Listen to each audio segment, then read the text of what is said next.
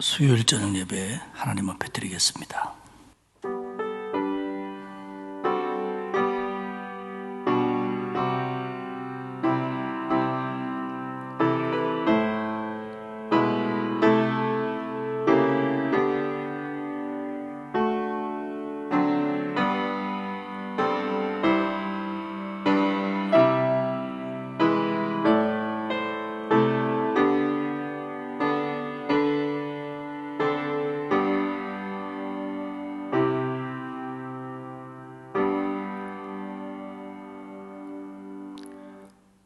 오늘 하루의 삶도 이끌어 주시고 일과를 마치며 예배의 자리로 인도해 주심을 감사합니다. 오늘 이 예배를 통하여 우리에게 은혜와 새 힘을 주시고 또 여러 가지 생활로 바쁜 마무리로 예배하지 못하는 자들에게도 하나님 은혜로 함께 주옵소서. 우리의 예배를 통해서 하나님 영광받아 주옵소서. 감사드리며 예수님의 이름으로 기원합니다. 아멘. 415장 찬송 부르겠습니다. 이 찬송 부르고 나의 예수 권사님 기도하시겠습니다.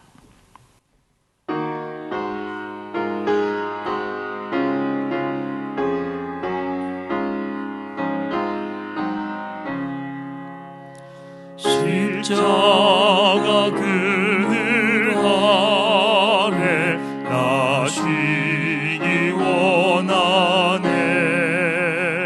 저 햇빛이 뜨겁고 또 짐이 무거워.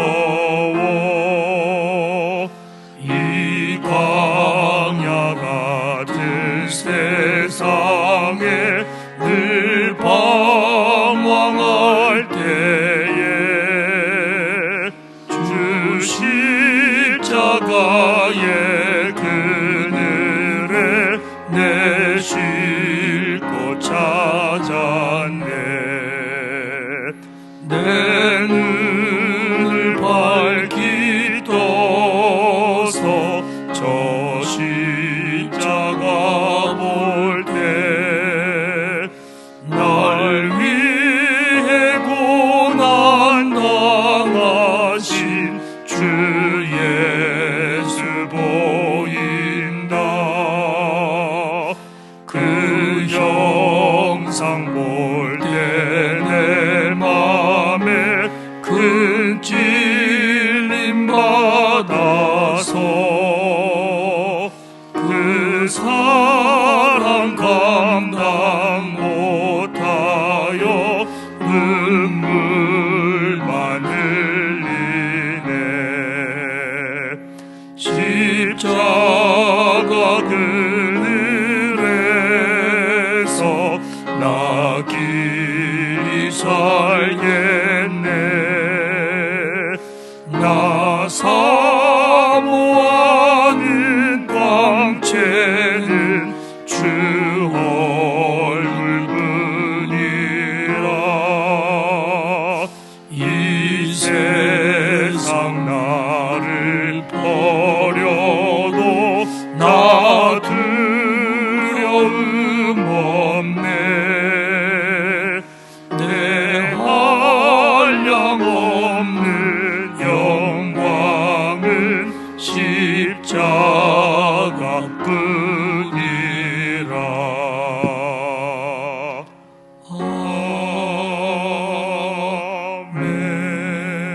아멘. 기도드리겠습니다.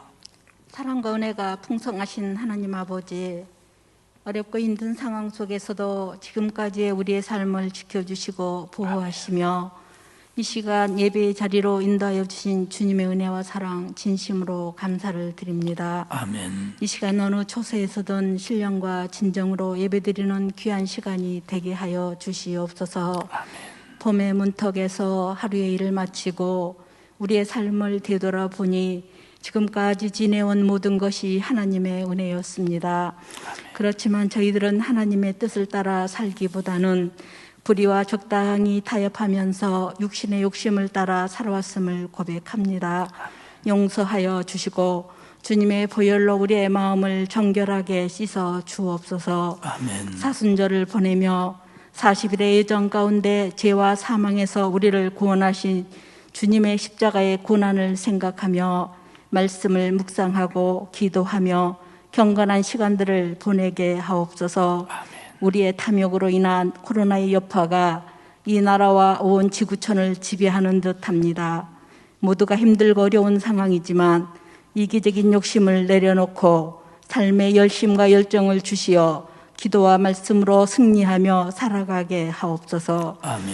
우리가 마땅히 빌 바를 알지 못하나 친히 말할 수 없는 탄식으로 우리를 위해 끊임없이 간구하시는 성령님의 도우심으로 인하여 믿음으로 이겨내며 살아가는 줄 믿습니다. 아멘. 코로나 바이러스가 하루속히 종식되고 우리의 모든 일상의 삶이 회복되며 모든 예배가 정상화될 수 있도록 도와주시옵소서. 아멘. 그리하여 공동체의 소중한 것들을 잃지 않도록 도와주시며 작은 일에도 감사하고 어려운 일들을 돌아보던 우리의 일상이 건강에 대한 걱정과 염려로 가득 차지 않게 하옵소서. 사랑의 주님, 이 나라와 이 민족을 지켜주시고 보호하시사 정치, 경제, 사회, 교육, 문화를 하나님이 주관하셔서 올바르고 정직하게 하시며 새로운 대통령에게 지혜를 주셔서 이 나라를 올바르게 이끌어가는 데 어려움이 없게 하시고 부정과 부패가 척결이 되며 대립과 반목이 사라지고 모두가 행복한 좋은 나라를 만들어가게 하옵소서. 아멘. 이곳에 강서교회를 세우시고 많은 사람들을 하나님께로 인도하며 하나님께서 맡겨주신 직분과 사명들을 잘 감당하여 하나님의 뜻과 목적에 부응하는 교회가 되게 하시고 은혜와 사랑이 넘치게 하시며 어려운 시대의 세상의 빛과 소금 역할을 잘 감당하여 하나님이 기뻐하시는 건강한 교회로 든든히 세워지게 하옵소서. 세워주신 담임 목사님, 부목사님, 전도사님들에게 영육간에 강건하게 하시고 성령으로 충만하게 하시어 교회를 이끄시고 성도님들을 살피시기에 부족함이 없게 하옵소서. 아멘. 원치 않는 질병과 경제적 어려움으로 힘든 가정들을 돌아보사 힘을 주시고 치유와 회복의 은혜를 주시며 잘 이겨내게 하옵소서. 아멘. 우리 자녀들에게 복의 복을 더하사 하나님의 말씀으로 잘 성장하여 교회와 이 나라의 귀하게 쓰임받는 일꾼들이 되게 하여 주옵소서. 아멘. 오늘 말씀을 전하시는 목사님을 붙들어 주시고 주시는 말씀을 통하여 하나님의 은혜와 사랑을 깨닫게 하시고 하나님께서 원하시고 기뻐하시는 삶을 살아가는 데 부족함이 없게 하옵소서. 아멘. 우리의 구원자 되시는 예수 그리스도의 이름으로 간절히 기도드립니다. 아멘.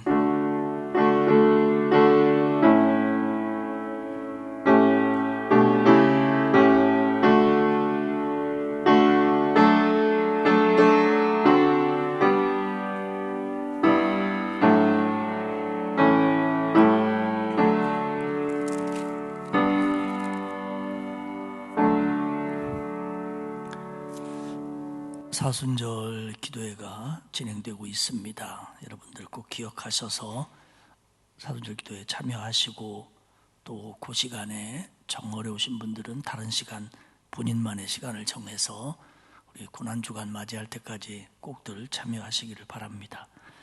하나님의 말씀은 히브리서 13장입니다. 제가 가지고 있는 성경으로는 368페이지고요. 13장 1절에서 마지막 절까지 교독하겠습니다. 히브리서 13장 1절입니다. 형제 사랑하기를 계속하고 손님 대접하기를 잊지 말라. 이로써 부지 중에 천사들을 대접한 이들이 있었느니라. 너희도 함께 갇힌 것 같이 갇힌 자를 생각하고 너희도 몸을 가졌은즉 학대받는 자를 생각하라. 모든 사람은 결혼을 귀히 여기고 침소를 더럽히지 않게 하라. 음행하는 자들과 간음하는 자들을 하나님이 심판하시리라. 돈을 사랑하지 말고 있는 바를 족한 줄로 알라. 그가 친히 말씀하시기를 내가 결코 너희를 버리지 아니하고 너희를 떠나지 아니하리라 하셨느니라. 그러므로 우리가 담대히 말하되 주는 나를 돕는 이시니 내가 무서워하지 아니하겠노라. 사람이 내게 어찌하리요 하노라. 하나님의 말씀을 너희에게 일러주고 너희를 인도하던 자들을 생각하며 그들의 행실의 결말을 주의하여 보고 그들의 믿음을 본받으라. 예수 그리스도는 어제나 오늘이나 영원토록 동일하시니라. 여러 가지 다른 교훈에 끌리지 말라. 마음은 은혜로서 굳게 함이 아름답고 음식으로서 할 것이 아니니 음식으로 말미암아 행한 자는 유익을 얻지 못하였느니라.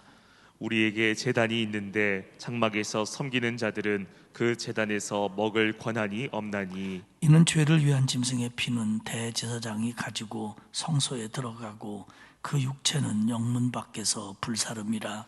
그러므로 예수도 자기 피로써 백성을 거룩하게 하려고 성문 밖에서 고난을 받으셨느니라. 그런즉 우리도 그의 치욕을 짊어지고 영문 밖으로 그에게 나아가자. 우리가 여기에는 영구한 도성이 없으므로 장차 올 것을 찾나니 그러므로 우리는 예수로 말미암아 항상 찬송의 제사를 하나님께 드리자. 이는 그 이름을 증언하는 입술의 열매니라. 오직 선을 행함과 서로 나누어 주기를 잊지 말라. 하나님은 이 같은 제사를 기뻐하시느니라. 너희를 인도하는 자들에게 순종하고 복종하라. 그들은 너희 영혼을 위하여 경성하기를 자신들이 청산할 자인 것 같이 하느니라. 그들로 하여금 즐거움으로 이것을 하게 하고 근심으로 하게 하지 말라. 그렇지 않으면 너희에게 유익이 없느니라. 우리를 위하여 기도하라. 우리가 모든 일에 선하게 행하려 함으로 우리에게 선한 양심이 있는 줄을 확신하노니 내가 더 속히 너희에게 돌아가기를 위하여 너희가 기도하기를 더욱 원하노라. 양들의 큰 목자이신 우리 주 예수를 영원한 언약의 피로 죽은 자 가운데서 이끌어내신 평강의 하나님이 모든 선한 일에 너희를 온전하게 하사 자기 뜻을 행하게 하시고 그 앞에서 즐거운 것을 예수 그리스도로 말미암아 우리 가운데서 이루시기를 원하노라. 영광이 그에게 세세무궁토록 있을지어다. 아멘. 형제들아 내가 너희를 권하노니 권면의 말을 용납하라. 내가 간단히 너희에게 했었느니라. 우리 형제 디모데가 놓인 것을 너희가 알라. 그가 속히 오면 내가 그와 함께 가서 너희를 보리라. 너희를 인도하는 자들과 및 모든 성도들에게 문안하라. 이달리아에서 온 자들도 너희에게 문안하느니라. 같이 읽겠습니다. 은혜가 너희 모든 사람에게 있을지어다. 아멘. 오늘은 히브리서의 마지막 장인 히브리서 13장의 말씀을 가지고 은혜를 나누도록 하겠습니다. 히브리서 13장은 히브리서의 마지막 장이다 보니까 아무래도 결론적인 교훈들이 쓰여져 있는데요.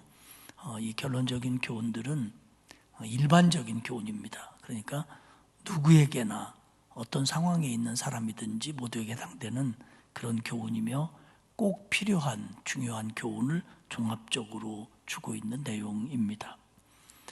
우리가 이제 지금까지 살펴본 히브리서를 돌아보면요, 히브리서는 그리스도의 우월성, 그리스도의 절대성을 강조하는 성경입니다.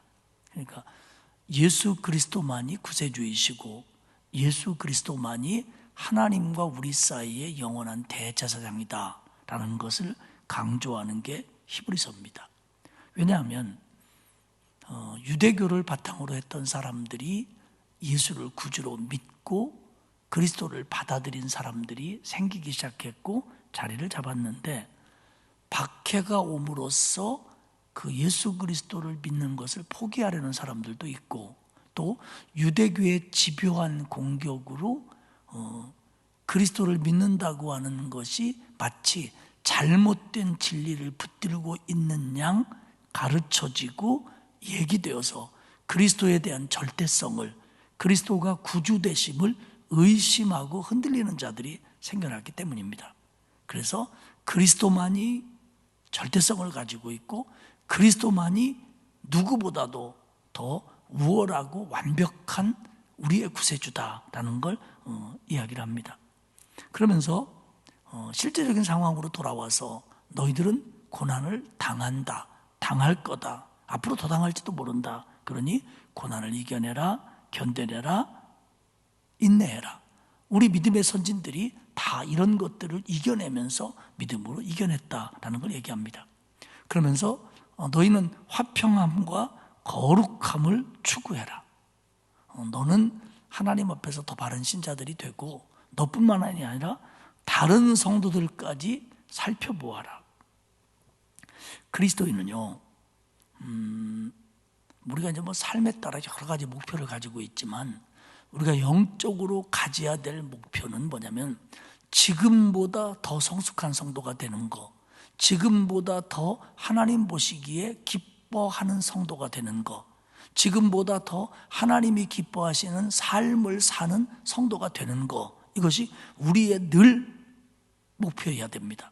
뿐만 아니라 이런 것들은 부분적으로 이루어져 가고 또 나아가는 지향하는 목표를 세우지만 그것과 더불어서 중요한 것 하나는 뭐냐면 그러면서도 우리는 다른 사람들을 돌아보고 그들이 바른 신앙이 되도록 이끌어주고 본을 보이는 것까지가 우리의 할 일이라는 겁니다. 그런데 착각하지 말아야 될 것은 우리의 신앙이 완벽해지고 100점짜리가 되고 우리가 하나님을 온전히 기쁘시게 하는 신앙이 된 다음에 나는 다른 사람을 돌아보겠다. 이거는 천국 갈 때까지 불가능합니다. 왜냐하면 우리는 이 땅에서 100점짜리 신앙인은 될 수가 없거든요. 그렇기 때문에 우리는 투트랙으로서 내가 하나님 앞에 바른 신앙이 되는 것과 다른 성도들을 돌보아 그들을 더 좋은 신앙인으로 이끌어가는데 뭐 기도가 됐든 보살핌이 됐든 나눔이 됐든 가르침이 됐든 어떤 것이든 간에 이 두 가지를 같이 추구해가는 것이 바른 신앙이라는 거죠.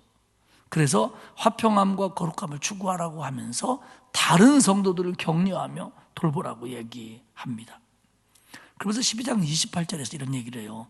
너희들은 하나님 앞에서 경건함과 두려움을 가져라. 경건함과 두려움으로 신앙생활해라. 그런데요, 여기서 이 두려움은요, 그냥 우리가 생각할 때는 하나님을 두려워해라 이 정도 얘기가 아니고요, 이 두려움이 극히 소심한 두려움입니다. 그런 거 있잖아요.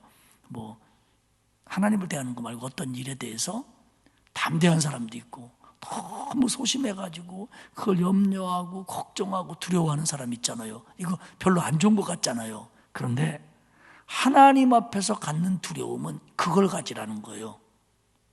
소심할 정도로 극히 두려워하는 거, 이 마음을 하나님 앞에서 가지라는 거예요. 왜냐하면 우리가 그 마음을 갖지 않으면 잘못될 가능성이 많고 불순종할 가능성이 많고 제대로 신앙생활하지 못할 가능성이 보편적으로 많기 때문에 하나님 앞에 갖는 두려움은 소심한 두려움이라는 거예요. 조그만 잘못도 큰 잘못으로 여기고 뭐 그렇다고 뭐 맨날 질질 짜고 뭐 교회 계단 올라오는데 막 달달달달 떨면서 올라오는 얘기는 아니지요. 그러나 마음 자세가 하나님 앞에 그런 두려움을 가져야 된다는 거예요. 아주 디테일하게. 그러면서 이제 그 13장의 얘기는 종합적인 얘기인데 이런 얘기들입니다.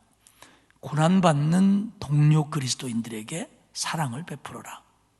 도덕적으로 순전한 삶을 살아라. 돈에 대한 바른 가치관을 가져라. 하나님께 찬미의 제사를 드려라. 너희를 인도하는 자들을 잘 따르고 그들의 믿음을 배워라. 다른 성도들을 위해서 기도해라. 성경 말씀을 잘 경청해라. 이런 얘기들을 쭉 해나갑니다.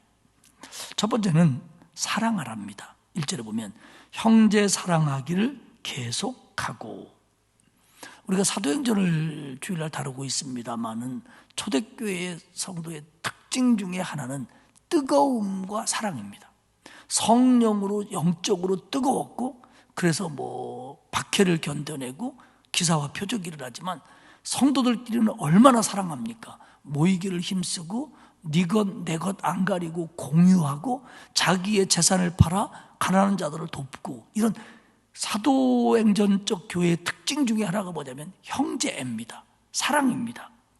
그런데 이 형제 사랑하기를 계속해라.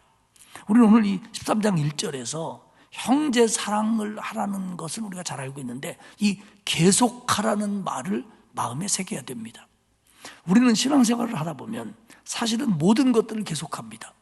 예배도 계속하고 기도생활도 계속하고 헌신도 계속하고 또 뭐 사실은 집사님은 그게 1년에 한 번씩 임명하는 거예요 원래. 근데 우리는 집사님 한 번 되면 셋 중에 하나 끝까지 가요. 권사가 되든지 안수 집사가 되든지 돌아가시든지 그때까지는 계속 집사예요. 그래서 뭐 해병인 줄 알잖아요. 한 번 집사는 영원한 집사라고. 근데 사실은 아니에요.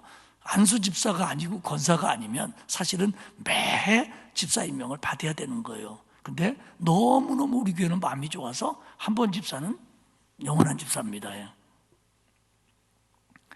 그리고 집사도 계속하지요. 기도도 계속하죠. 예배도 계속하죠. 헌신도 계속합니다. 그런데 사실 보면 우리가 실제적인 행동이나 마음에서 또 의미에서 계속하지 못할 때가 많아요. 뭐 어떤 새가족이나 어떤 분이 뭐 열심히 하면 그것을 보면서 아유 나도 참 한때 열심히 했었는데 나도 처음에 예수 믿을 때 참 뜨거웠는데 그러면서 마치 그게 무슨 훈장처럼 여기는 거예요. 근데 오늘 말씀에 비추면 그건 조금 문제가 있는 겁니다. 계속해야 되는 거예요. 기도 생활도 계속하고 헌신도 계속하고 하나님이 허락하는 한 예배 생활도 계속해야 되고요. 그리고 형제 사랑도 계속해야 돼요. 나 정말 그렇게 내가 신자들을 섬겼는데 그 해봤자 그거 알아주지도 않더라고. 그래서 나는 이제 조금 그런 거 안 하려고 이렇게 생각할 때가 있어요. 부분적으로 맞아요. 사람은 몰라줄 수도 있습니다. 그러나 하나님은 모르신 적이 없어요. 하나님은 그걸 기억하지 않은 적이 없어요. 그리고 어차피 우리는 먼저 하나님을 대해서 신앙생활을 하는 거잖아요. 두 번째는 성도들이 상대하는 거지만 그렇기 때문에 우리는 내가 계속했던 일들이 신앙적으로 잘못된 일이 아니라면 우리는 하나님이 부르시는 날까지 계속해야 돼요. 여기서도 얘기하는 겁니다. 형제 사랑을 계속해라. 이게 왜 그러냐면 그들도 뜨겁게 사랑했는데 교회 안에 뭐 이단을 가리기도 하고 돌아간 사람도 있기도 하고 네 신앙이 맞네 내 신앙이 맞네 이런 걸 하다 보니까 서로 사랑 사이에 틈이 생겼다는 거예요. 어떤 상황이 오더라도 형제 사랑은 계속돼야 된다는 거예요. 근데 특별히 여기서 형제 사랑은 단순히 교회 속에서 사랑하는 성도를 포함하여 어려움을 당하는 성도들을 위한 사랑입니다. 특별히 무슨 어려움이냐? 복음을 전하다가 하나님의 일을 하다가 어려움 당한 사람들에 대한 사랑을 그치지 말라는 거예요. 그들에서 후원하는 걸 그치지 말라는 겁니다. 그래서 뭐라고 얘기하냐면 첫 번째는 손님 대접하는 걸 계속하라는 거예요. 손님 대접하기를 잊지 말라. 이건 뭐냐면 지나가는 사람에게 커피 한 잔 줘라, 목사님이 오시면 짜장면 사드리라, 이 얘기가 아니에요. 이 얘기가 아니고 여기서 손님 대접은 누구냐면 순회 전도자들을 주로 가리킵니다. 그 다음에 여관이 없고 또 식당이 변변치 못할 때 여행하는 사람들은 주로 사람의 집에 가서 먹고 마시고 잤습니다. 그렇기 때문에 꼭 교회만이 아니라 고대 근동에서는 지나가는 사람 나그네를 불러다가 대접하는 것을 큰 미덕으로 여겼고요. 유대교 사회에서는 어떤 일을 해서 복을 받고 그리고 내세가 보장되는 행동이 6가지가 있는데 그 중에 하나가 나그네를 대접하는 일이었어요. 그러니까 그들은 잘 모르는 사람도 자기 텐트 안으로 불려다가 대접을 하는 거. 아브라함도 그랬잖아요. 그러니까 이런 일들을 했다는 거죠. 근데 순회 전도자들이나 혹은 저 지역에서 박해가 일어나서 어쩔 수 없이 이 지역으로 온 그리스도인들, 그들을 대접하고 섬기는 일을 쉬지 말라는 거예요. 전에 그렇게 하다가 피해를 본 적도 있었겠죠. 그렇게 하다가 다른 사람들의 눈총을 받은 적도 있었겠죠. 그러나 계속해야 된다는 거예요. 왜? 그때는 이 일을 해줄 사람이 없었어요. 그런가 하면 또 하나는 갇힌 자와 학대받는 자를 생각하라는 거예요. 3절에 보면 학대받는 자, 갇힌 자 생각해라. 생각하라는 건 이 생각하라는 것은 마음으로만 생각하라는 게 아니라 정말 그들을 생각해서 사랑해라. 할 수 있는 한 뒷받침해라. 이런 뜻입니다. 하나님의 일을 하다가 옥에 갇힌 자들이 있었습니다. 하나님의 일을 하다가 학대받은 자들이 있었습니다. 처음에는 많은 사람이 관심을 가졌죠. 그리고 찾아가기도 하고 도와주기도 했습니다. 그러나 시간이 흐르면서 이런 일들이 퇴색됐다는 거예요. 그래서 사랑하기를 계속하라는 겁니다. 그들 니네가 돌보면 누가 돌보냐. 그리고 또 하나 무슨 얘기를 하냐면 너희도 함께 갇힌 것 같이 갇힌 자를 생각해라. 너희도 몸을 가졌은즉 학대받는 자를 생각하라. 이게 뭐냐면 너도 학대받을 수 있는 사람이고 너도 갇힐 수 있는 사람이다. 그러니까 네가 갇혔다고 생각하고 내가 학대받는다고 생각하고 그 입장에서 학대받는 자와 갇힌 자들을 도와줘라. 죄를 잘못해서 들어간 게 아니에요. 복음 전하다가 그리스도를 하다가 박해받아 잡혀간 사람들이에요. 그들을 돌아보라는 겁니다. 그러니까 결국 사랑하는 거, 특별히 하나님의 일을 하다가 어려움 당한 자들을 사랑하는 거를 계속하라고 여기서 이야기를 합니다. 그 사람들만 사랑하는 건 아니지요. 모든 성도들을 사랑하고 더 나아가 이웃들을 사랑해야 되는데 이 말씀은 성도를 사랑하라는 얘기고요. 그 중에서 특별히 복음 때문에 어려움을 당하는 자들을 사랑하라라는 게 사실은 직접적인 얘기이기도 합니다. 두 번째 권면은 하나님을 기쁘시게 하는 삶을 살아라라고 얘기하면서 두 번째 권면은 뭐냐면 도덕적으로 순전한 삶을 살아라는 겁니다. 당시 사회는 굉장히 성적으로 문란했습니다. 그래서 음행이 잦았고 간음도 있었고 그랬다는 것 같아요. 근데 이거는 시대를 막론하고 어느 때나 찾아오는 유혹이고 죄악입니다. 그렇기 때문에 4절에서 뭐라고 얘기냐면 모든 사람은 결혼을 귀히 여기고 하나님께서 결혼하고 맺어준 짝 그리고 그 삶을 성실하게 여기고 그것을 지키는데 최선을 다하라는 겁니다. 그것이 하나님이 기뻐하시는 삶이라는 겁니다. 세 번째는 돈을 사랑하지 말라는 거예요. 5절에 보면 돈을 사랑하지 말고 있는 바를 족한 줄로 알라. 여기서 돈을 사랑하지 말라고 하는 뜻은 돈 많이 갖는 것 자체를 목적으로 삼지 말라는 거예요. 하나님이 복을 주셔서 직장 생활하는데 연봉을 많이 받는다든지 장사나 사업을 하는데 그게 잘 된다든지 그걸 우리가 피할 필요는 없어요. 잘못된 것도 아니고요. 근데 돈을 사랑한다는 건 뭐냐면 돈 많이 버는 게 삶의 목적이 된 거예요. 그러면요, 돈 많이 갖는 게 목적이 되면요, 못 써요. 쓰면 줄어드니까. 그러니까 왜 돈을 벌려고 하는지 모르겠어요. 못 쓰는데. 우리끼리 얘기인데요, 돈 많은 사람이 잘 못 쓴다? 돈 많은 사람이 잘 못 써요. 왜? 이게 돈 많은 게 목적이니까. 돈을 사랑한다는 건 뭐냐면 돈을 지금보다 더 많이 갖는 걸 목적으로 아는 것을 하지 말라는 거예요.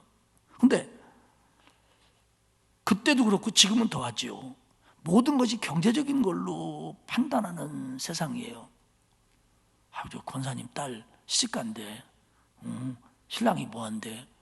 글쎄 대기업 다닌데. 어메 시집 잘 가네. 얼굴이 어떻게 생겼는지, 키가 큰지, 승질머리가 어떻게 생겼는지 상관도 안 하고 돈 잘 번다고 하면 어머 시집 잘 가네 이렇게 생각을 해요. 아닌가? 그러니까 지금 세상은요, 좋은 대학 가려고 하는 게 왜 그래요? 좋은 데 취직하려고 하는 거예요. 그리고 공부하는 목적도 사실은 돈 잘 벌려고 공부하는 거예요. 아닌데요, 좋은 대학 가려고 그러는 건데요, 좋은 데 취직하려고 하는데요. 여러분, 좋은 직장이 뭡니까? 우리나라 기준으로 좋은 직장이 뭡니까? 뭐 많이 주는 데가 좋은 직장이에요? 사랑 많이 주는데요, 돈 많이 주는데요. 우리 기준이, 세상 기준이 돈 많이 주는 데가 좋은 직장이에요. 그러니까 이런 기준으로 살 때 돈을 많이 갖고 싶은 마음을 안 갖는다, 쉽지 않아요. 근데 오늘 성경은 얘기하기 뭐라고 하냐면 그렇게 안 할 수 있는 방법이 있다는 거예요. 그게 뭐냐면 있는 바를 족한 줄로 알아. 그러니까 자족입니다. 지금 너에게 있는 것으로 족한 줄 알아라. 지금 너에게 있는 것으로 감사해라. 그러면 돈을 많이 갖는 게 목적이 되지 않을 수 있다. 그러면 하나님, 내가 요거 가진 걸로 자족하라고 그러는데 나는 이게 너무 적습니다. 나 어떻게 살라고요? 그 다음 얘기를 하십니다. 5절 중반절에 보면 그가 친히 말씀하시기를 내가 결코 너희를 버리지 아니하고 너희를 떠나지 아니하리라. 그렇게 많이 없어도 네가 감사하고 족한 줄 알면 내가 너를 버리지 않고 내가 너를 떠나지 않으리라. 또 지금 돈이 적고 가진 게 없어서 잘못될까 봐, 뭐가 안 될까 봐, 못할까 봐 걱정하는데 그 부분은 내가 도와주마. 그래가지고 6절에 뭐라고 했냐면 그러므로 우리가 담대히 말하되 주는 나를 돕는 이시니, 하나님을, 주님을 나를 돕는 이라고 표현합니다. 그러니까 하나님이 나를 도와주기 때문에 나는 이것 가지고도 하나님이 부르시는 날까지 살 수 있고, 이 문제는 내가 성실한 한 하나님이 책임져 줘, 이런 믿음으로 살라는 거예요. 어떻게 잘못될까 봐 막 더 가져야 되고 더 많이 가져야 행복할 것 같고 그렇게 살지 말라는 거예요. 그게 하나님을 기쁘시게 하는 방법이 아니라는 겁니다. 그래서 주는 나를 돕는 자인데 사람이 내게 어찌하리요, 세상이 나를 어찌하리요, 이런 마음을 가지고 살라는 거예요. 그러면 자족하고 감사하며 살면 부족한 부분을 하나님이 도와주신다는 거예요. 그럼 뭐 나는 아무것도 안 하고 그냥 살면 되겠다, 그 얘기는 아니라는 거 다 알잖아요.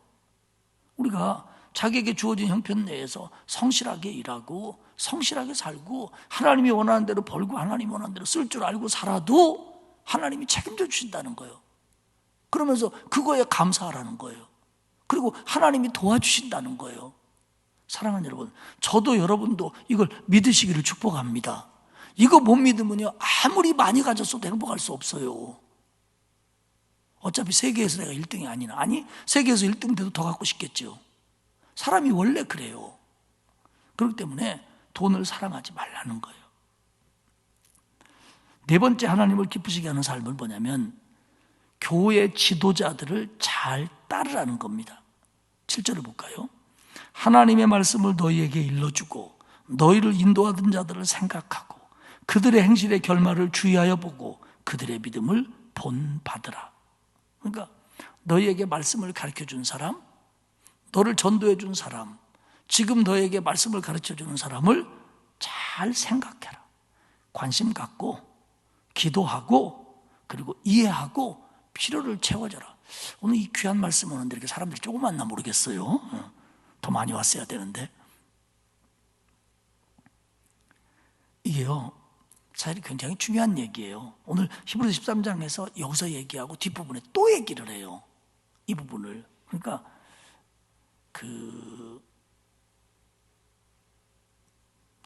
저는 뭐 그런 적이 없는데 제 아내가 그런 얘기를 한번 하더라고요.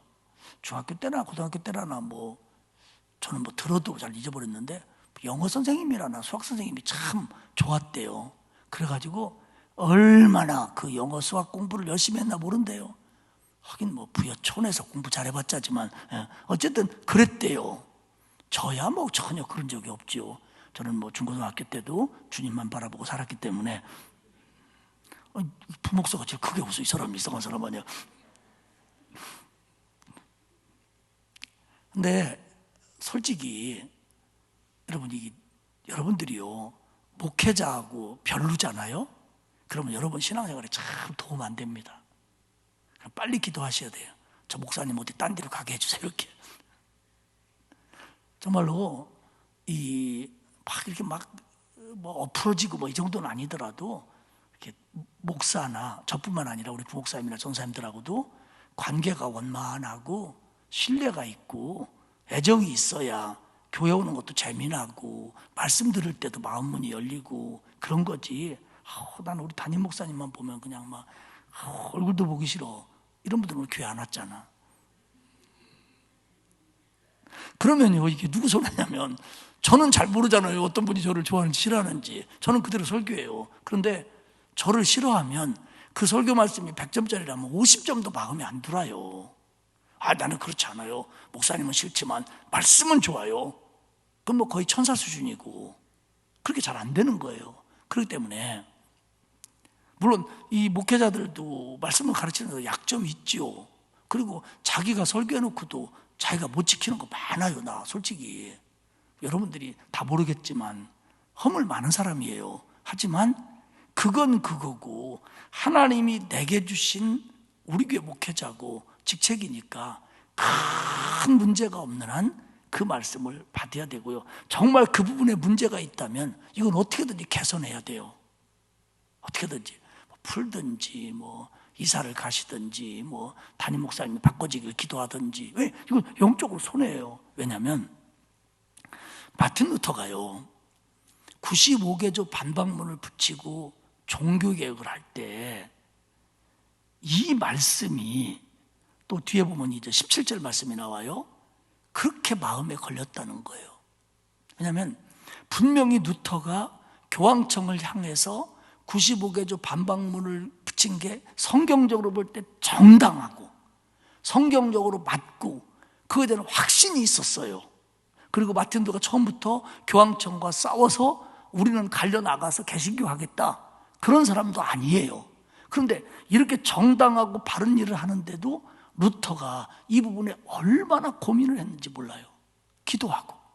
근데 정말 내가 우리에게 말씀을 가르치고 하는 이 교황청, 이 교회를 향해서, 그 당시에 교회는 다 가톨릭 교회니까요. 이 교회를 향해서 내가 이러는 게 맞습니까? 라고 정말 고민했어요. 근데 저는 개인적으로 루터가 잘했다고 생각해요. 했어야 될 일이고요. 그리고 하나님이 그렇게 하신 거예요. 여러분들, 목사가 하는 일에 무조건 동의하고 순종하라는 얘기가 아니에요. 잘못됐으면 목사님 그건 잘못됐습니다 얘기할 수 있어야 돼요. 그러나 그런 특별한 경우를 제외하고는 정말로 그 말씀을 가르치는 자들을 따르고 순종하는 게 옳다는 거예요. 17절에 보면요, 너희를 인도하는 자들에게 순종하고 복종하라. 그들은 너희 영혼을 위하여 경성하기를 자신들이 청산할 자 있는 것 같이 하느니라. 그들로 하여금 즐거움으로 이것을 하게 하고 근심으로 하게 하지 말라. 그렇지 않으면 너희에게 유익이 없느니라.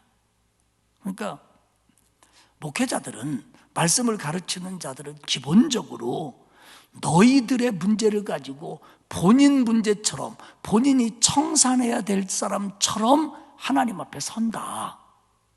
그러니까 예를 들어서 저도 마찬가지입니다만은 우리 신자들이 잘못했을 때 그분에게 직접적으로 얘기하는 수도 있지만, 얘기하기 어려울 때 하나님, 그 집사님이 잘 몰라서 그러니까 하나님이 용서해 주십시오, 이렇게 마치 내 일처럼 하나님 앞에 기도한다는 거예요.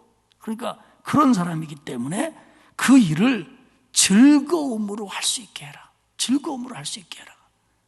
그리고 근심으로 하지 말게 하라. 그러니까 목회자가 하나님의 일을 하는데도 즐거움으로 할 수도 있고 근심으로 할 수도 있다는 거예요. 실제적으로 사람이니까. 그런데 근심으로 하길랑 하지 말고 즐거움으로 하게 해라.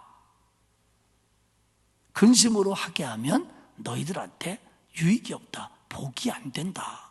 그러니까 제가 똑같은 일을 해도, 설교를 해도 억지로 하면 여러분에게 은혜가 안 된다는 거예요. 근데 여러분, 제가요 설교 준비를 해서 설교를 하는데 우리 부목사님도 그렇고 여러분들이 막 잘 들어요. 그리고 막 은혜 받는 것 같아요. 그러면 제가 신날까요? 기분 나쁠까요? 참 쉬운 건데 잘 알아요. 근데 여러분들이 제가 설교할 때마다 인상 팍팍 써요. 그럼 제가 어떻게 하냐면 설교 준비 하나마나 똑같네 이러면서 즐거움으로 안 할 거라는 거예요. 저는요, 제가 가끔 이제 다른 교회 가서 부흥회도 하기도 하고 말씀을 전하기도 하는데요, 보편적으로 제 설교가 그렇게 쉽지 않아요. 그리고 이렇게 좀 편하게 듣는 것보다는 생각하며 들어야 되고 집중해서 들어야 되는데, 우리 교회 신자들은 이제 많이 듣다 보니까 정말 여러분들은 설교를 잘 들어요. 제가 볼 때 여러분들 정말 설교를 집중해서 잘 들어요. 근데 다른 교회 가서 그 똑같은 설교를 예를 들어서 비슷하게 하잖아. 그럼 막 몸비듬을 치는 사람이 있어. 막 감당을 못 해가지고 막 이렇게 어려운 얘기 하냐고. 재미난 얘기 좀 해주시지. 동네 얘기 좀 해주시지. 진짜예요. 그러니까 저는 다른 교회 설교할 때는 5분만 해보면요, 그분들의 수준을 알아요. 교만한 얘기지만. 그리고 정말 집중해서 잘 들을 때는요, 다음 주에 막 더 잘 준비하고 싶어요. 막 이런 거예요. 신방을 하면 그 신방을 받는 성도가 정말 기쁨으로 받고 간절하게 받으면 우리 부교육자들이 더 신방하고 싶잖아요. 꼭 즐거움으로 하게 하라는 게 탕수육만 사주는 거, 그것도 즐거움은 큰 즐거움이에요. 근데 그것만은 아니라는 거예요. 그것만은 아니라는 거예요.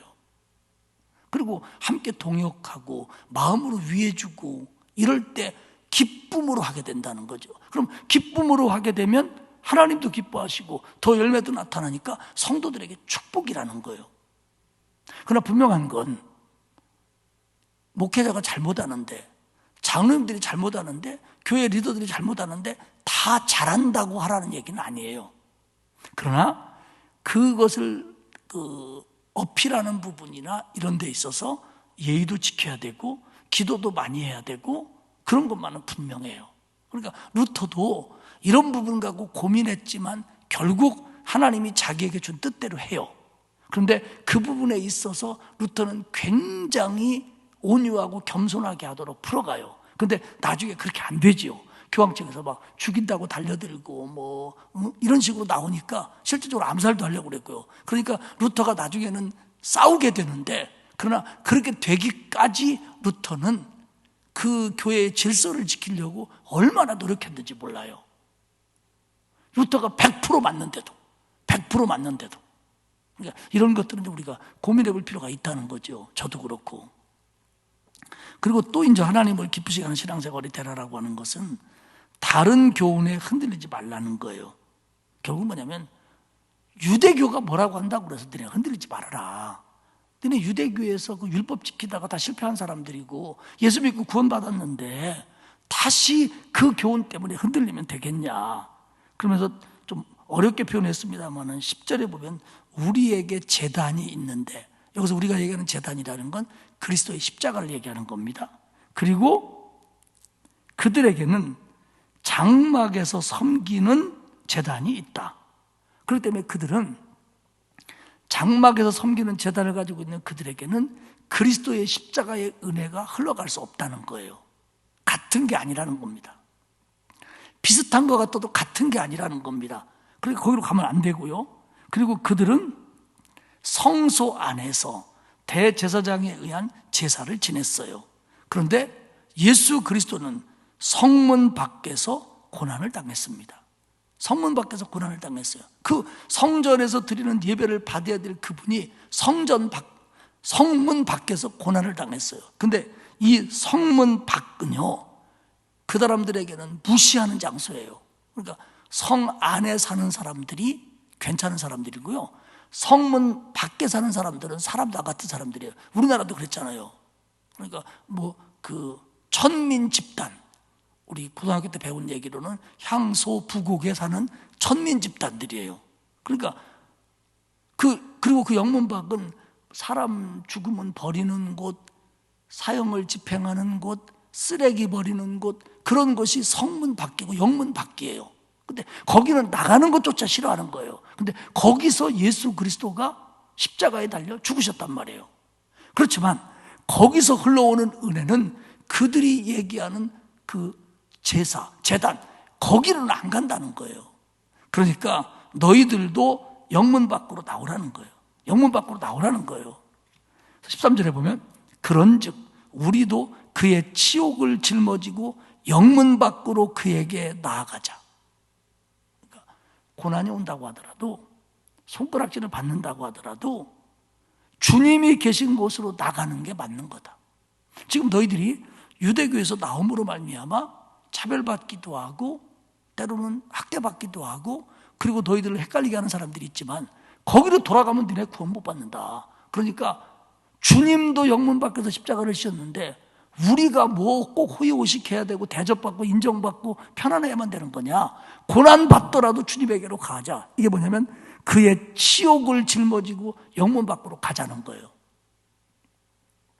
실제적으로요, 우리 이제 사도행전 뒷부분에 가보면 이제 그런 얘기들이 나오는데, 그리스 로마 사회 속에서 터키나 그리스에 있는 도시들, 그 바울 당시의 도시들에게 복음이 들어가니까 그들이 거기서 예수를 믿는 사람들이 생겼어요. 근데 그 도시는 항상 그들 도시는 도시의 신이 있고요. 우리 이렇게 지중해 연안의 지역들을 여행하다 보면 다 신전이 있고 산꼭대기에 신전이 있고 그러면 보편적으로 그리스 신전들이 있고 그리고 그 도시가 섬기는 그 도시를 지켜주는 신들의 신전들이 딱 있습니다. 황제 신전도 있고. 그러니까 이런 것들을 중심으로 도시가 하나가 된 거예요.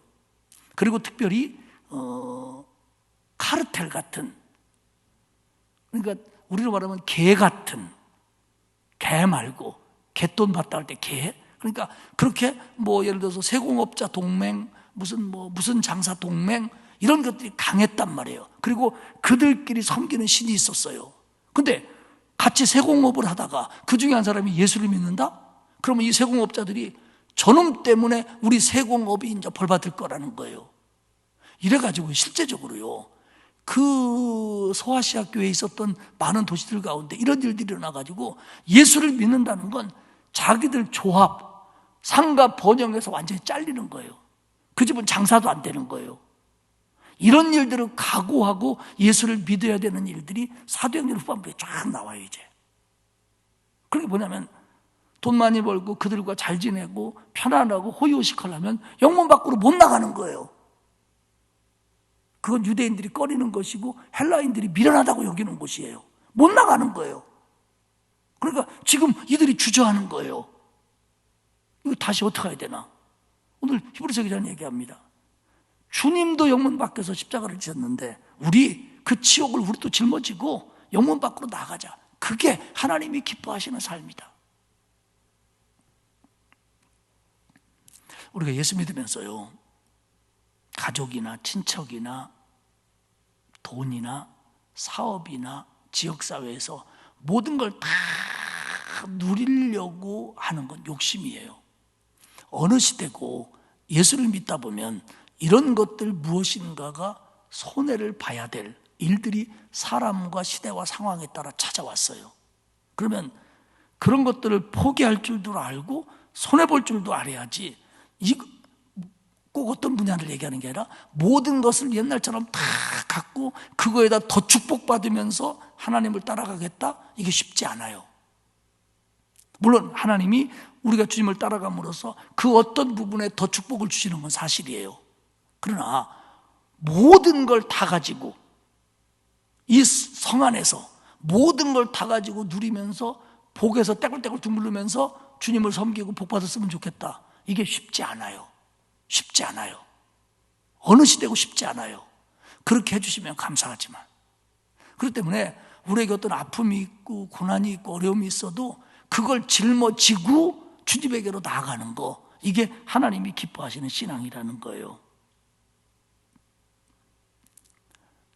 영문 밖으로 나가는 것 자체가 그들에게는 지옥이었어요. 성한 사람들에게는. 거기는 사람 살 데가 못 되는 것 같은 곳이에요. 근데 주님이 거기서 십자가를 달리셔요. 그리고 우리는 거기로 나가자는 거예요. 그러면서 14절에 우리가 여기에는 영구한 도성이 없으므로 장차 올 것을 찾나니. 정말로 이 시대는 예수 믿으면서 모든 걸 누리기가 어려운 때였어요. 왜? 박해 시대니까. 그렇기 때문에 우리가 거할 영구한 도성은 없다는 거예요. 지금 이 성읍도 우리가 누릴 영원한 성읍 그거 아니라는 거예요. 우리가 살아야 될 영원한 성읍이 따로 있는데 지금 여기에는 없다는 거예요. 그래서 그건 장차 올 것으로 믿고 가자는 거예요. 그러니까 우리는 참 이 시대의 사람들보다는 눈으로 보기에는 편안한 신앙생활을 하지요. 우리 예수 믿어도 세상적으로 누릴 거 많이 누리니까. 그러나 이들은 예수 믿는다고 하는 것이 세상적으로 많은 걸 못 누리는 때예요. 성 안에도 못 들어갈 정도로 어떤 때는. 그런데도 그들은 신앙을 지켰다는 거예요. 그러니까 이들의 신앙이 대단한 거잖아요. 정말 본받아야 될 만한 거죠. 그렇기 때문에 예수 믿는 사람이 항상 현실만을 생각하지 말고 교회 속에서 아픔을 느끼든 물질적으로 아픔을 느끼든 가정 속에서 아픔을 느끼든 육체적으로 아픔이 있든 또 여러 가지 삶 속에서의 고난과 눈물이 있을 때 이 모든 것이 우리가 살아가면서 100% 다 해결되지는 않을지도 몰라요. 왜? 그런 우리의 도성은 여기에는 없다는 거예요. 오고 있다는 거예요. 가고 있다는 거예요. 그러니까 저걸 바라보는 거지, 여기서 모든 문제가 다 해결되는 거, 그렇게 되면 아마 우리는 내 자신이 천사인 줄 착각할 거예요. 그렇게 되면 내 자신이 하나님 앞에 최고로 신앙생활 잘해서 1등복을 받았다라고 착각할지도 몰라요. 그렇기 때문에 물론 정말로 그럴 만한 자격이 있는 사람에게는 하나님 주시겠죠. 그러나 보편적으로 제가 보니까 아니더라고요. 보편적으로. 왜? 우리가 그만큼 부족하니까. 그래서 그런 부분들이 있을 때 더 우리가 신앙생활 잘할 수 있고요. 그런 어떤 갈등, 그런 실수, 그런 아픔, 그런 눈물이 있음으로써 우리가 더 하나님 앞에 경건해질 수 있더라고요. 바로 설 수 있고. 그러니까 이것도 하나님이 우리를 위해 주시는 거지, 그럼 없어서 아까워서 안 주는 거 아니잖아요. 하나님이 우리의 문제를 해결해 주지 못할 문제가 뭐가 있어요. 근데 우리에게 아픔이 있다는 건 그걸 지고 하나님께 따라오길 바라는 거예요. 왜? 그게 있는 게 나한테 유익하다는 거예요. 내 생각은 그게 없는 게 유익할 것 같아요. 저도 그런 거 없으면 더 신앙생활 잘할 것 같아요. 근데 하나님 보시기에는 그게 있는 게 내가 신앙생활 잘할 것 같은 거예요. 그럼 하나님 맞는 거죠. 하나님 맞는 거죠. 동의는 못한다고 할지라도 받아들여야 돼요. 왜? 그 영문 바뀌니까. 여기에는 우리가 다 누릴 만한, 만족할 만한 도성은 없으니까. 그렇기 때문에 너는 15절에 예수로 말미암아 항상 찬송의 제사를 하나님께 드리자. 또 어떤 상황에서도 하나님께 찬송하고 감사하고 예배드리고 신앙생활 잘해라. 그게 하나님이 기뻐하시는 거다, 그 얘기입니다. 그러면서 16절에서는 선을 행하고 나눠주기를 잊지 마라. 이게 하나님이 기뻐하시는 제사다. 그러니까 예배가 삶이 된다, 그런 얘기 많이 하잖아요. 그러니까 이렇게 그 하나님의 말씀을 듣고 예배할 때 주신 은혜를 행동으로 옮기는 거, 그게 하나님이 정말 기뻐하는 예배라는 거예요. 예배는 한 시간으로 끝나는 게 아니라 삶으로 이어지고 다음 예배 드릴 때까지 계속되는 게 예배죠. 그래서 그 말씀을 마음에 새기고 그날의 기도와 찬송을 마음에 새기고 그것을 실천하며 사는 거죠. 그러니까 여기서는 선을 행하고 나눠주는 걸 잘하는 것이 하나님이 기뻐하시는 예배다. 왜? 그때 그런 말씀을 주로 배웠을 때니까. 그래야만 많은 어려움 당하는 신앙인들이 함께 살아갈 수 있으니까. 그렇기 때문에 여러분들 그 하나님 말씀을 듣고 찬송을 부르고 기도를 하면 그걸 가지고 내가 기억할 수 있는 한 다음 예배까지 계속 그것을 실천하며 살아야 돼요. 그래야 그 예배가 살아있는 예배가 되는 겁니다. 마지막으로 이제 그런 얘기도 해요. 이 히브리서 기자가 부탁하는 게 뭐냐면 우리를 위해서 기도를 좀 해라. 18절에 보면 우리를 위해서 기도해라. 우리가 모든 일에 선하게 행하려 함으로 우리에게 선한 양심이 있는 줄 확신하노라. 자, 히브리서를 쓰고 있는 사람은 굉장히 영적으로 깊이가 있는 신앙인입니다. 히브리서를 받는 사람들은 영적으로 깊이가 조금 있는 사람도 있지만 지금 흔들리고 있는 사람도 있다고 그랬잖아요. 근데 이렇게 영적 깊이가 있는 이 히브리서 기자가 그들에게 뭐냐면 나를 위해서, 우리를 위해서 기도해달라, 이렇게 부탁을 합니다. 이건 두 가지 측면으로 볼 수 있어요. 하나는 이 기자의 히브리서를 쓰고 있는 이분의 전에는 히브리서 기자를 사도 바울이라고 믿었어요. 근데 최근에 와서 성서학자들 가운데 그렇게 생각하는 사람은 없습니다. 그렇기 때문에 히브리서는 바울 서신에 안 들어가지요. 옛날에는 이 바울이 썼다고 생각들 했어요. 고대로 중세까지는. 그러나 지금은 바울이 썼다라고 믿는 사람이 없어요. 왜? 그 강조점도 다르고 문체도 다르고 하기 때문에 그렇게 생각을 안 해요. 근데 어쨌든 신앙에 깊이가 있는 분이란 말이에요. 사도급이에요, 사도급. 그런데 그 흔들리고 있는 성도들한테 뭐라고 하냐면 다 흔들리는 건 아니지만 우리를 위해서 기도해달라. 이거는 이분의 겸손일 수도 있지만 또 하나는 하나님이 응답하는 기도는 영적인 연륜, 기도의 능력 이런 것을 따라갈 수도 있지만 그렇지 않고 믿음이 없어도 이제 신앙생활에서도 순수하게 하나님 앞에 기도하는 것을 그 기도도 하나님이 들으신다는 얘기입니다. 기도 빨만 센 사람의 기도만 듣는 게 아니라 정말 교회 다닌 지 얼마 안 됐다고 하더라도 순수하게 진심으로 기도하는 기도를 하나님이 들으신다는 거예요. 그러니까 부탁하는 거예요. 나를 위해서 기도해달라. 내가 빨리 너희들한테 갔으면 좋겠다. 이런 얘기입니다. 그러면서 마지막으로 축복과 인사를 20절부터 쭉 해요. 그러면서 그런 얘기를 합니다. 모든 영광을 하나님께 돌려라. 21절 한번 볼까요? 모든 선한 일에 너희를 온전하게 하사. 이 얘기는 뭐냐면 너희들 선한 일에서 하나님을 기쁘시게 하라. 자기 뜻을 행하게 하시고 하나님의 뜻을 행함으로 기쁘게 하라. 그리스도로 말미암아 그 앞에 있는 즐거운 것을 그리스도로 말미암아 우리 가운데서 이루게 하시기를 원하노라. 너희들 하나님이 기뻐하시는 일들을 행해야 된다. 그리고 영광이 그에게 세세무궁토록 있을지어다. 그러니까 선한 일을 하고 하나님의 뜻을 이루고 하나님을 기쁘시게 하는 일을 힘써라. 그리고 그렇게 되더라도 모든 영광은 하나님께 돌려야 된다. 네가 잘해서 그렇게 잘한 것도 아니고 네가 잘했다고 뽐낼 일도 아니고 모든 건 다 하나님께 영광을 돌려라. 이겁니다. 그러면서 22절에 형제들아 내가 너희에게 권하노니 권면의 말을 용납하라. 지금 이 히브리서 기자가 쓴 얘기들이 너네가 다 마음에 안 든다고 하더라도 혹시 너에게 부담을 줬다고 하더라도 이 얘기를 듣고 너희들이 조금 속상했다고 하더라도 조금 상처받았다고 하더라도 그것을 용납해줘라. 저는 같은 말씀을 드리고 싶어요. 저나 우리 부교육자들이 설교를 하다 보면 우리 신자들이 들을 때 조금 그건 아닌 것 같은데 목사님 이렇게 세게 얘기하지? 저 나 참 속상하네, 상처받네 이럴 수 있다는 거예요. 근데 그러더라도 용납하라는 거예요. 목사님이 전체를 놓고 설교하시다 보니까 저렇게 말씀하실 수 있지. 뭐 거짓말하는 거 아니지. 성경 말씀 얘기하시는 건데. 전에 뭐 옛날에 어떤 분들은 그러잖아요. 막 목사님 오늘 설교로 우리를 쳤어. 나는 초등학교 때 쳐보고는 한 번도 못 쳐봤어요 지금까지. 그리고 저는 우리 부교육자들한테 그러고 제가 저기 하기를 설교를 친다고 그래서 사람이 변하는 게 아니에요. 막 소리 지른다고 그러고 막 혼내키고 그런다고 그래서 성도들이 변하는 게 아니에요. 성도는 저도 그렇고 성도는 하나님이 은혜를 주셔야 변하는 거예요.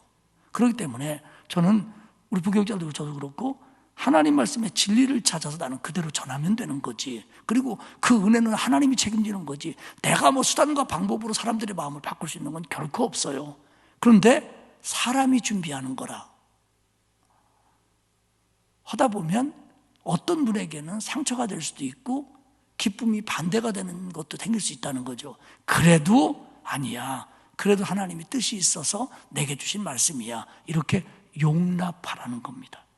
때로는 이게 어려울 때도 있어요. 그래도 그렇게 하라는 겁니다. 예를 들어서 뭐 어떤 분이 늦게 들어왔는데 옛날 목사님 같으면 그렇게 교회 늦게 들어오면 어떡하냐고. 제 후배 하나는요. 성질이 얼마나 목사가 못됐는지요. 저 섬이 아니라 저 남쪽 바닷가다 목회하는데요. 예배 시간 딱 되잖아요. 문 잠근대요. 내가 참 그렇게 목회 한번 해봤으면 좋겠다 그래요. 신자 10명인데 근데 내가 왜 그러냐 그랬더니 동네 교회가 그거 하나리야. 그래갖고 딴 데로도 못 간대요. 우리 교회 11시에 문 딱 잠궈 봐요. 딴 교회로 가지. 내가 여기 아니면 교회가 없나 이럴 수 있잖아요. 근데 거기는 막 문을 꽉 잠궈 놓고 야 대단하다 그랬더니 알고 봤더니 동네에 그 교회 하나래야. 그래도 그렇지요.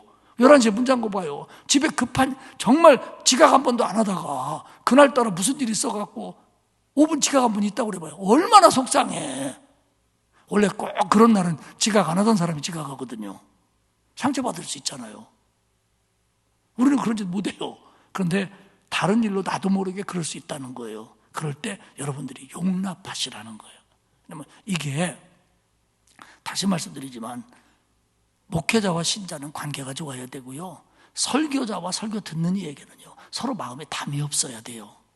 저도 여러분에게 담이 있으면요, 설교하는데 주저하게 되고요, 여러분들도 담이 있으면요, 받아들이는데 걸르게 돼요. 그러면 성령의 역사가 활발할 수가 없는 겁니다.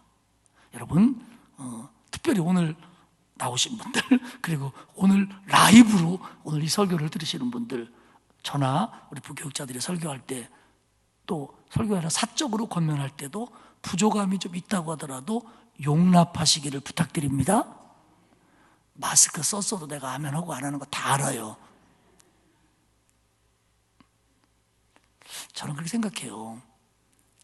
예수 믿는 게 행복해야죠. 그렇지 않습니까? 막 설교 들었는데 막 이러면 어떻게 해요? 나갈 때 기쁨이 있어야죠. 그러면 제가요, 여러분들 웃게 해주고 싶다면요, 저 그걸 잘해요. 아마 나만큼 재미있는 사람도 별로 없을걸요? 근데 제가 설교 시간에 잘 안 하잖아요. 왜냐면 조금 바빠요, 그런 얘기하기에. 이 본능 말씀하기도 어려운데 그런 얘기까지 어떻게 해요? 그래서 그런 얘기 잘 안 해요. 그런 건 사적으로 얘기하니까 그런 얘기 듣고 싶은 분들 제 방으로 오세요. 자, 말씀을 맺겠습니다. 히브리서 기자는 참 안타까워해요. 왜냐하면 박해가 온다고 흔들리고 꼬신다고 유대교로 돌아가려고 하는 거, 이게 얼마나 예수 그리스도에 대해서 제대로 모르면 이럴까, 가슴이 아픈 거예요. 그래서 아니다, 뭐 모세가 어쩌고 천사가 어쩌고 율법이 어쩌고 떠들어도 주님밖에 없다. 그러니 너희들 여기서 바로 서야 된다. 참아내라, 견뎌라, 다 이겨냈다. 너희도 그래야 된다. 그리고 더 경건함과 화평함을 쫓고 하나님이 기뻐하시는 삶을 이렇게 살아가야 된다 라는 얘기를 오늘 쭉 해주고 있습니다. 13장은 여러 가지 얘기를 했어요. 그러나 한 절 한 절이 참 소중한 얘기들입니다. 여러분 마음에 새기시고 다시 한번 읽어보시고, 저도 여러분도 어차피 다시 얘기하지만 이 세상에서는 우리 마음에 쏙 드는 도성은 없어요. 우리 도성은, 하나님의 도성은 우리 앞에 있습니다. 그러니까 그 도성을 바라보고 여기의 삶이 그 도성의 삶과 가장 비슷하게 만들어 가려고 애써야 돼요. 그러나 다는 안 된다는 거죠. 여기서 다는 안 된다는 거죠. 그래서 우리 서로가 사랑하고 기도해주고 돌봐줌으로 말미암아 저 도성의 기쁨을 여기서 조금이라도 맛보면서 살다가 그 도성으로 가는 겁니다. 이게 우리의 사명이고 우리의 본질이고 우리의 운명이에요. 이게 우리는 여기서 벗어날 수가 없어요.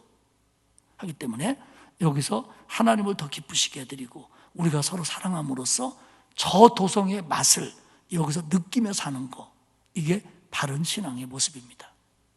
저와 여러분이 하나님을 더 기쁘시게 하는 그런 저와 여러분이 될 수 있기를 주님의 이름으로 축복합니다. 하나님 고맙습니다.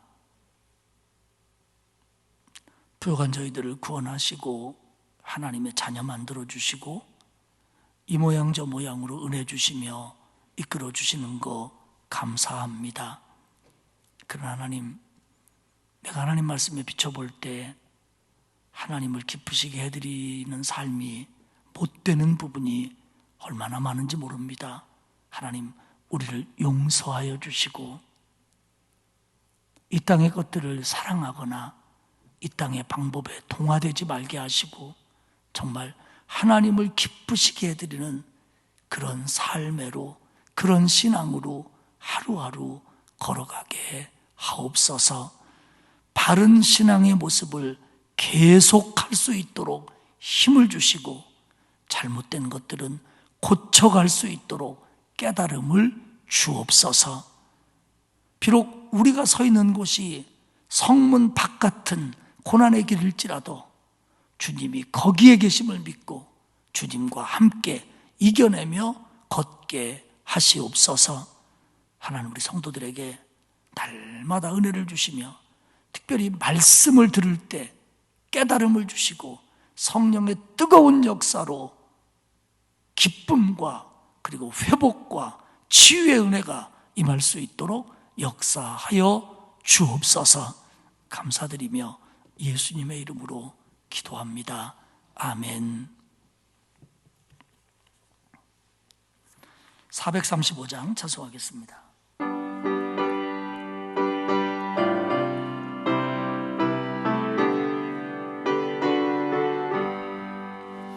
나의 영원하신 기업 생명보다 귀하다. 나의 갈 길 다가도록 나와 동행하소서.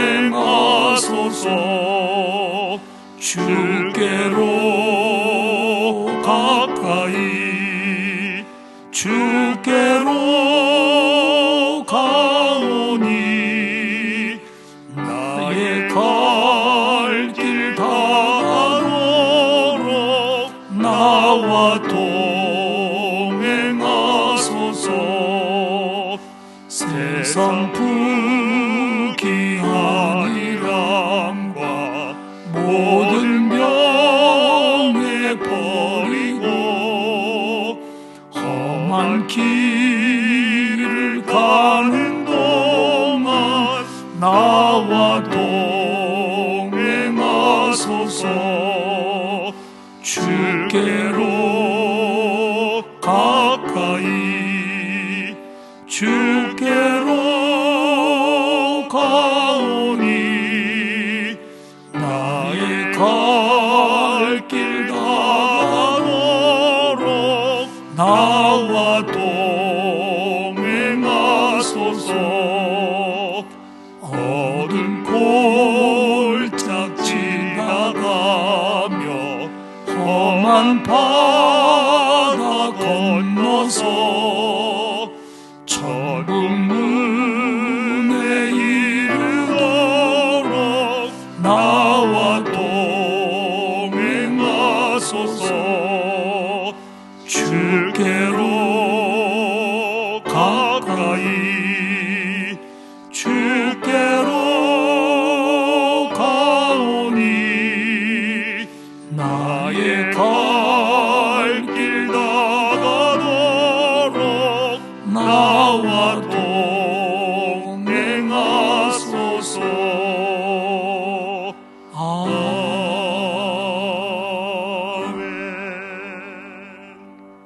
아멘. 우리 옆에 계신 분들과 눈으로 그렇게 인사하겠습니다. 우리 하나님을 더 기쁘시게 하는 사람이 됩시다. 예, 눈으로 다 인사하셨죠? 기도하겠습니다. 하나님 감사합니다. 죄 가운데 살다가 영원한 형벌에 처해질 수밖에 없는 저희들이었는데 예수 그리스도의 십자가의 보혈로 우리의 죄를 씻어주시고 우리를 의롭다 하시고 하나님의 자녀 만들어주신 거 감사합니다. 하나님의 자녀가 된 이후에도 하나님의 마음을 아프게 한 적이 한두 번이 아닌데 그럼에도 불구하고 주님의 손으로 붙드사 여기까지 은혜 주시며 이끌어 주신 거 감사합니다. 하나님, 우리가 하나님 앞에 서는 그날까지 선한 일을 추구하고 하나님의 뜻을 따르고 그리고 하나님이 기뻐하시는 일들을 하며 살다가 하나님 앞에 설 수 있도록 붙잡아 주옵소서. 혹시 성도들 가운데 코로나로 인해서 나태해진 성도들, 낙심한 성도들, 어려움 가운데 있는 성도들, 흔들리는 성도들이 있다면 주님 다시 한번 붙들어 주시고 주의 손으로 붙잡아 주사 돌아올 수 있도록 바로 설 수 있도록 만들어 주옵소서. 하나님, 남은 한 주간도 코로나로부터 우리를 지켜주시고 또 코로나에 감염된 성도들이 있다면 후유증 없이 깨끗하게 치료될 수 있도록 하나님 역사하여 주옵소서. 특별히 연로하신 어른들, 우리 아이들 하나님 코로나로부터 어려움 당하지 않도록 주님 신유의 은혜를 내려 주옵소서. 오늘 이 예배에 드린 감사 예물을 축복하시고 드린 손길을 복되게 하시며 돌아가는 우리 모두의 발걸음을 하나님이 지켜 주옵소서. 감사드리며 예수님의 이름으로 기도합니다. 아멘.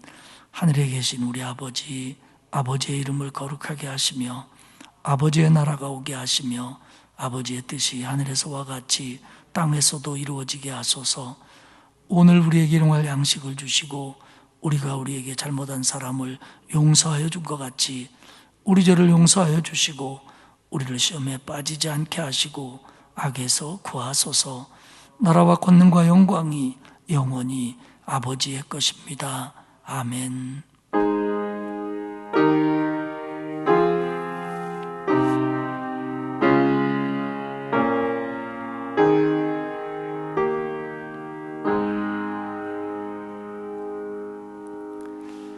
어려움이 있어도 고난이 있어도 내가 하나님을 더욱 기쁘시게 해드리는 삶을 살게 하옵소서. 그런 기도 우리 모두에게 있길 바랍니다. 다 같이 한음성으로 기도하겠습니다.